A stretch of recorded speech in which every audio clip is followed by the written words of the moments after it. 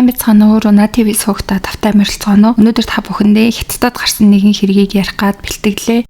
Солонгос улсад сүүлийн үед олонний танил болон оддуудын дунд нэлийн алдартай болоод байгаа биеийн жинг бууруулахад дэмжлэг үзүүлдэг MaxGuard Pro гэдэг бүтээгдэхүүнийг танилцуулж байна. Энэхүү бүтээгдэхүүн нь хоол идсэний дараа цусан дахь сахарын хэмжээг тэнцвэржүүлэх, мөн дасгал хөдөлгөөн хийх эсвэл хоолны дэглэм бариад эрч хүчээ алдаж ядарсан хүмүүст эрч хүч нөхөх, мөн хөлсөн хоолоо идснийхээ дараа тус бүтээгдэхүүнийг хэрэглэснээр өөх тос нүүрс усыг задлан биеинд хоригдлуулахгүйгээр жин хасахад тусалдаг бүтээгдэхүүн юм байна.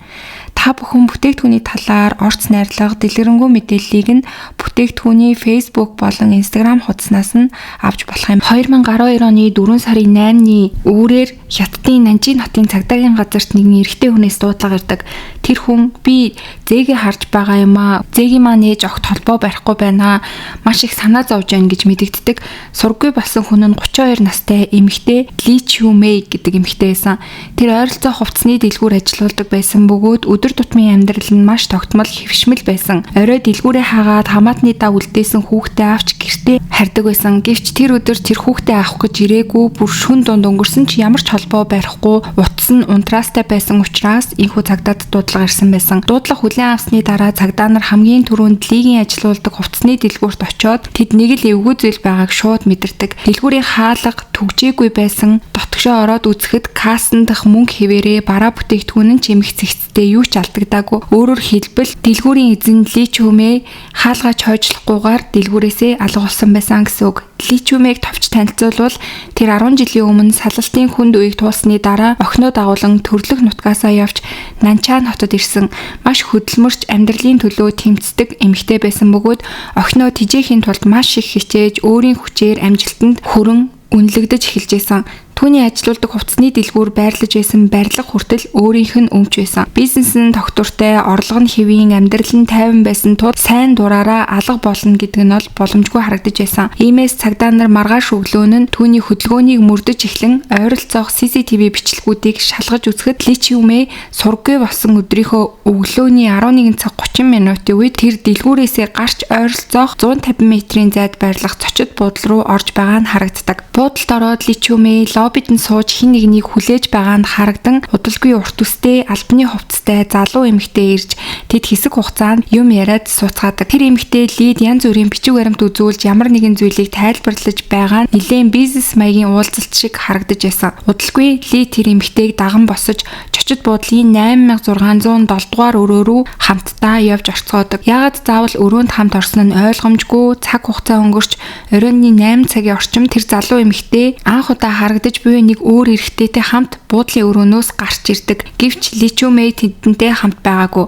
Тэгэхээр Ли тэр өрөөнд үлдсэн байх магадлалтай байсан тул цагдаа нар шууд буудалд очиж өрөөг нь нээж шалгадаг. Гэвч дотор нь хинч байгаагүй. Бүртгэлийн мэдээллээр бол тухайн өрөөнд байсан хүмүүс өмнөх оройны 8 цагт гарсан гэж тэмдэглэгдсэн байсан. Энэ нь бүрэн хаалттай орчинд болсон сургаггүй алга болсон хэрэг байна гэсэн үг байна. Өрөөнд шинжилгээ хийхэд хананд арилаагүй цусны толб, угаалгын өрөөний ус зайлуулах холооноос хүний арсны хэсэг илэрдэг. Шинжилгээгээр энэ бүхэн Ли Чүмэйгийн ДНХ-тэй таарч энэ нь уг өрөөнд аимшигтай зүйл болсныг тодорхой харуулж байсан. Цагдаа нар CCTV бичлэгийг дахин шалгаж анзаарагдаагүй сэжигтэй зүйлсийг хайж эхэлдэг. Тэгэхэд Лиг дагуулж орсон эмэгтэй эхлээд хаалгыг тогшиж дотор нь орсон нь өрөөнд аль хэдийн хүн байсан гэдгийг илтгэж байсан. Дараа нь тэр эмэгтэй 15 минутын дараа өрөөнөөс ганцаараа гарч дахин 15 минутын дараа өрөө рүү буцаж орж исэн. Буцаж орох үедээ гартаа хар уут болон том аяллаа цөнх бариад орж исэн. Үүний дараа тэр олон удаа орж гарч нэмэлт уут цөнх зөөн эцэст нь оройны 8 цагт тэр үл таних эрэгтэйтэй хамт буудлын өрөөнөөс гарч ирэхдээ олон зүйл авч явж байгаа нь харагддаг. Энэ бүхнээс үзэхэд тэр хоёр өрөөнд Лиг алж Лигийн амь насыг хөнөөгөөд цогцыг нь задлан зөөж гаргасан гэдэг нь бол шууд тодорхой харагдаж байсан. Буудлын өрөө авсан хүний нэр 18 настай Ли Шаус гэдэг нэр байсан. Ингээд цагдаа нар болохоор тэр Ли Шаус гэдэг хүний бүртгэлийг нь хайж гаргаж ирэхэд биеийн байдал нь CCTV дээрх эмэгтэйтэй огт тохирохгүй байсан тул хэн нэгэн түүний үнэлэхийг ашигласан нь тодорхой харагдаж байсан. Цагдаа нар Лигийн утасны бичлэг банкны гүйлгээг нь шалгаж үзэхэд сургаггүй болсон өдөр Нууцлагдсан дугаараас дуудлага авсны дараа буудалд очсон нь тогтоогддог. Мөн тэр өдөр данснаас нь 20,000 юан бэлнээр гарсан байсан. Харамсалтай нь тухайн ATM-ийн камер нэвдэрсэн байсан тул хэн 20,000 юаныг ATM-ээс гаргаж авсныг бол тогтоох боломжгүй байсан. Мөрдөн байцаалт гатсан тул цагдаа нар лигийн ойрын хүмүүсийг шалгаж эхлэхээр болдог. Ингээд түүний найз залуу Динг их хүн анхаарал татдаг. Тэр лигээс 15 насаар ах олон жил хамт амьдарч байсан ч тэр хоёр гэрлээгүй байсан. Учир нь тэр аль хэдийн гэр бүлтэй хүн байсан байгаа. 18 настай бүр хүүтэй байсан. Мөн Ли сурггүй болохын өмнө Динтэй уцаар ирсэн байсан. Үүнээс гадна Дин өөр хүний данс руу тогтмол 50,000 юан сар болгон шилжүүлдэг байсан нь цагдаа нарт нэлээд с ิจ тэй санагддаг. Гэвч цагдаа нарын шалгалтаар бол түүний хаана байсан, юу хийжсэн гэдэг нь бүгд баримт нотолгоотой. Мөн түүний шилжүүлж исэн мөнгө бол бизнесийн зээлээсэн гэдэг нь тогтоогддог. Тиймээс сэжигтнүүдийн жагсаалтнаас хасагддаг. Дараа нь 18 настай Ли Шаоюн үнэлгээ найз 16 настай Хуан Ён гэх охинд зээлдүүлсэн нь тогтоогддог. Энэ охин бол CCTV дээр гарсан эмэгтэй мөн байсан. Түүний хамт байсан эрэгтэй нь 26 настай Хуан Ёны найз залуу Лэй байсан. Цагдаа нар яаравчлан тэр хоёр сэжигтэнг хайж баривчилж чадсан. Ингээд баригдсан хоёр ч гэсэн удалгүй хэрэгээ хүлээж эхэлдэг. Тэд Лиг түрээсийн гэрээний нэрээр хуурч буудалд дуудан дараа нь өрөө рүү оруулан түүний амь насыг хөнөөж цогцыг ойролцоох нуурт хайсан гэж мэдүүлдэг. Ингээд цагдаа нар бол яаралтай тэдний зааж өгсөн нуурыг бол самансан. Тэгэхэд үнэхээр нэг хүний цогцыг бол олдог. Гэвч нуурнаас олдсон цогц бол Лиг их биш өөр хүнийх байдаг. Тэр нь аль хэдийн ялдарсан байсан бөгөөд өөр уутанд хийсэн өөр хүний цогц байдаг. Энэ нь тэд өмнө нь бас хүн алсан болохыг илтгэж байсан. Цагдаа нар бол тэднээс байцаалтыг улам илүү чанга хатуу авч эхэлдэг. Тэгэхэд Хуан Ян бүх үннийг хэлдэг. Нуурнаас олдсон цогцос мөн тэр хоёрын алсан хүн хоёулаа мөн гэж хэлдэг. Нуурнаас олдсон цогцос буюу тэр хоёрын алсан хүн нь түүний найз гэж хэлдэг. Ингээ Хуан Яны талаар танилцуулахад багада аавыгаа алдан нэлийн ядуу зүдүү амьдарч байсан гэдгээ хэлдэг. Харин найз залуу Лэйн баян айлын хүү байсан бөгөөд анхандаа Хуан Ёнд байнга бэлэг сэлт авч өгөн түүнийг өөртөө татсан гэж хэлж байгаа. 2011 оны 11 сард Рэй Хуан Ёнд түүний хамгийн дотны найз болох Винжинийг зочид буудалд дуудаж хамтдаа хөгжилтгийг санал болгодог. Ингээд найз нь ч гэсэн ирж хамтдаа хөгжилдөж байх үед Хуан Ён хэсэг хугацаанд бие засгаар босоод гардаг. Гэтэл гинэт найзынхаа хашгирах чимээг сонсон тэр даруй яаран орж ирэхэд найз Винжин нь орон дээр ямар ч хөдөлгөөнгүй өвтөж байсан гэж байгаа. Яасан болоо гэд асуусан чинь найз залуу Лэйн түүний амь насыг хөнөөж өгсөн гэж хэлдэг. Цочсорчсон Хуан Ён бол чи яагаад ийм зүйл хийсэн юм бэ гэж орилон асуухад Лэйн хариулт бол бүрч ойлгомжгүй байсан. Тэр хэлэхдээ энэ найз чинь арх тамхи хэргэлдэг юм шиг санагдсан. Тиймээс чи түүнтэй ойр байвал өөрөө ч бас муу зуршил авчихгүй гэж би санаа зовоод түүний амь насыг хөнөөж өглөө гэж хэлдэг. Энэ бол ямар ч утгагүй шалтгаан байсан. Тэгээд тэр хэлэхдээ бид одоо хамтран хэрэг үйлдсэн хүмүүс болчихлоо. Тиймээс цогцыг хамтдаа устгах ёстой гэж түүнээс шаардсан байгаа. Тэр үед дөнгөж 16 настай байсан Хуан Ён өөрөө баригдаж магадгүй гэсэн айдас давтсан тул эцэст нь цогцыг хамт устгахаас өөр аргагүй болсон байгаа. Тэд цогцыг нуурт аваачиж хайсан. Үүнээс хойш энэ хэргийн талаар ямар ч мэдэгдэл мөрдөн шалгалт хийгдээгүй.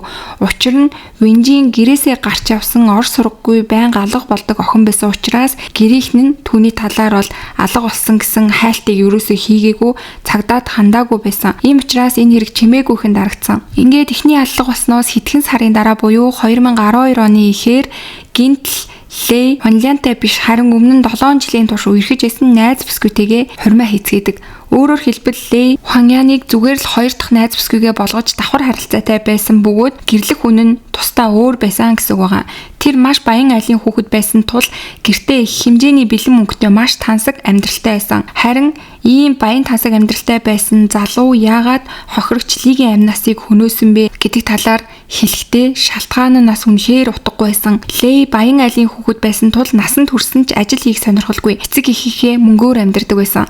Харин түүний эцэг их хүүгээ ингэж явж болохгүй гэж үзээд түүнд Нанчаа нутад жижиг дэлгүүр түрээслэн өгч ядаж энд бизнес эрхэлж үзье гэж дэмжсэн байгаа. Тэгээд түүний түрээслэн дэлгүүрийнх нь барилгын эзэн нь амь насаа алдсан Ли эмэгтэй байсан гэсэн үг. Аав ээжийнхээ албатлагаар эхэлсэн бизнес бол мэдээж амжилттай болоогүй.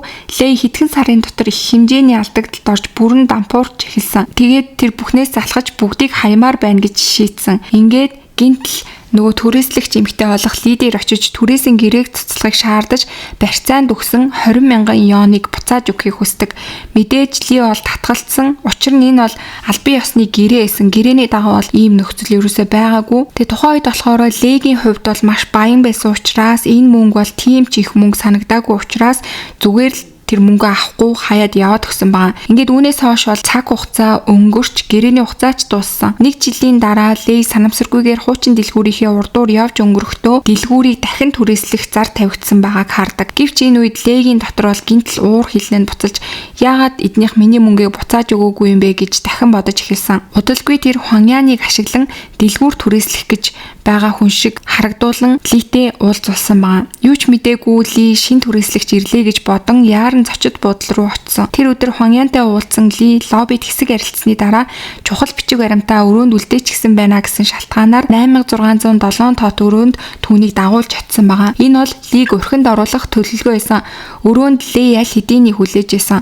Тэр өдөр Ли малгай маск зүүж өөрийгөө нуусан байдалтай Лиг ухтаж авсан. Тэгээд эхэндээ болохоор зүгээр түүнээс мөнгөө буцааж авах зорилготой байсан ч тэр хоёр маргалдаж байх явцад Ли түүний хэн болохыг нь таньсан. Тэг үүнд нь уурсан Ли ингэхээр энэ намайг таньчлаа тийм учраас түүнийг алах хэрэгтэй гэж бодоод амь насыг нь хөнөхөөр шийдсэн гэж хэлж байгаа.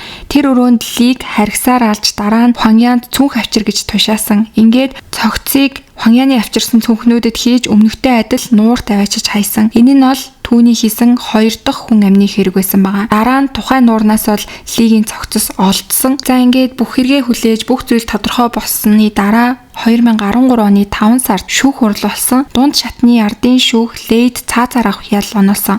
Харин хамтран оролцсон Хуаньянд 7 жилийн хорхилыг оноосон байгаа. Энэ хэрэг Хятадд Баян айлын хүүхдүүдийн хийсэн аллах гэсэн нэрний дор маш их шууган тарьсан.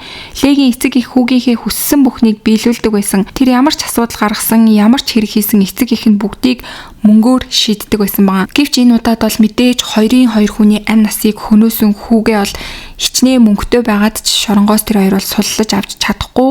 Ингээд Легийн цаазаар авах ял бол удалгүй хэрэгжсэн байгаа. Харин Хуаньяны хувьд бол 7 жилийн ялаа аваад шоронд орсон. За ингээд өнөөдрийн та бүхэнд бэлтгэж хүргэсэн хэрэг маань энэ түрээд өндөрлж гин. Тэгээд энэ хэрэг дээр бол Хятадын маш баян айлын хүү 2-2 хүний амь насыг хөнөөж юм цуврал аллах үйлдсэн маш аимшигтай хэрэг байлаа. За тэгээд та бүхэн энэ хэрэг дээр бас өөрт төрж байгаа сэтгэлдүүдээ комент хэсэгт бичиж хуваалцаарай. Тэгээд мөн сувг дээрээ лайк, subscribe дарахаа битгий мартаарай. Бүгдээрээ удахгүй эргээд дараагийнхаа дугаараар уулзцгаая.